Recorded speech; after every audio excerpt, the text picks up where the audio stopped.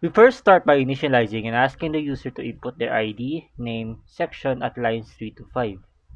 We then initialize float variables of grades 1 to 3 in lines 6 to 8. The reason why float is used is because we will compute the average of these three grades in line 9.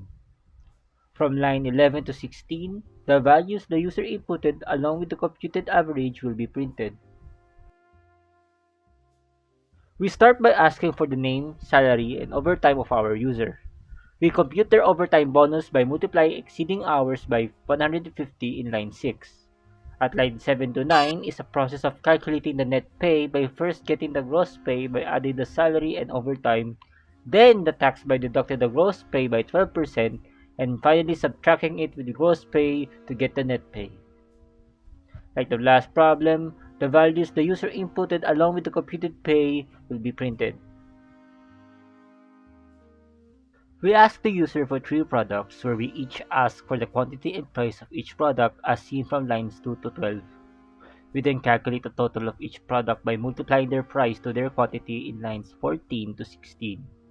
Then we lastly add them all for the total. From lines 19 to 24, we simply print out the computation and total. Here, we only ask for the year from the user, to which then we check to see if it's a leap year through an if statement. In line 3, it checks if the year given is divisible by 4 and it is not divisible by 100. If that condition isn't true, an alternative condition is made outside the parentheses to check if the year is divisible by 400. The result varies if the condition is true or false, each telling if it's a leap year or not. We simply ask each side of the triangle from the user. We won't account for decimal values as shown in using the int method for input in lines 3 to 5. For lines 7 to 13, we use a mix of if else if and a nested if by first checking if all added sides equal to 180. If false, it will tell that it is an invalid triangle and ends the program there. If true, it will then check if each side is equal to the other, which gives us equilateral, and isosceles if at least one of them is equal, or a scalene if none of them are equal. Similar to the last problem, we ask for three numbers instead to compare which of them is the largest. We initialize the largest number first as 0 before we compare the three numbers. If the first number is greater than the second number, it checks if it's greater than the third number. And if it's thus true, the first number is the largest number. We repeat this for the second and third number that compares the first number in case the first number is false, and then the last to determine if they are the largest once all of that is made.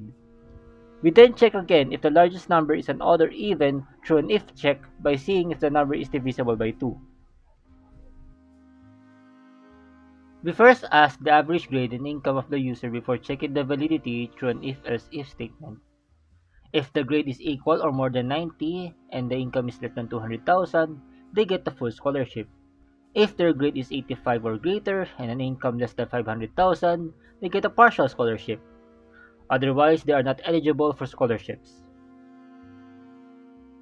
We ask the users consume kilowatts per hour, then checks their bill through an if-else check. If they consume less than 100, their bill will be 5 times the consumed kilowatt with an additional 50. If it's more, it will be multiplied by 8 instead.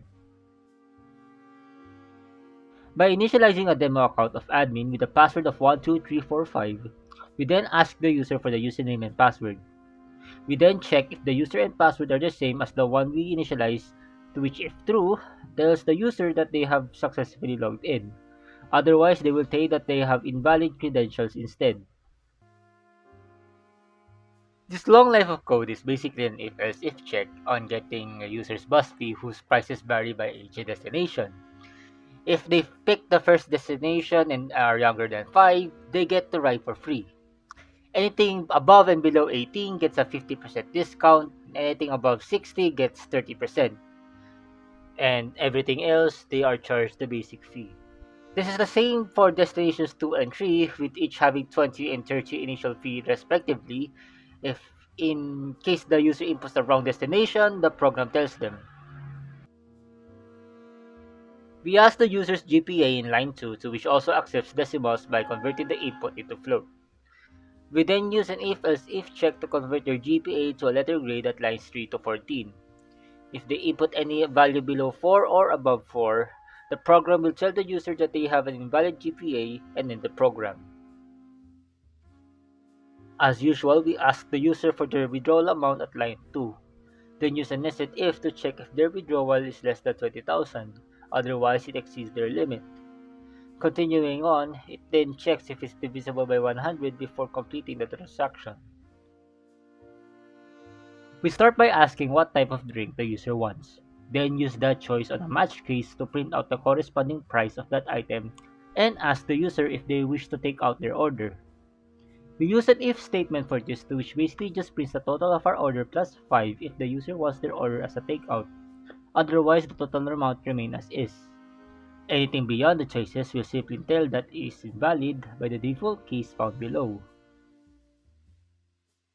We ask the user for their letter grade and use a match case to print the proper remarks of the given letter grade. Anything given beyond the letter F will be considered as an invalid input.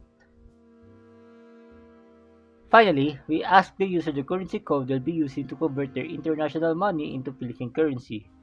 By using a match case for each international currency, we then ask the amount they have, to which then we multiply with a fixed rate before we print out the converted amount into pesos, including decimals should decimals be used.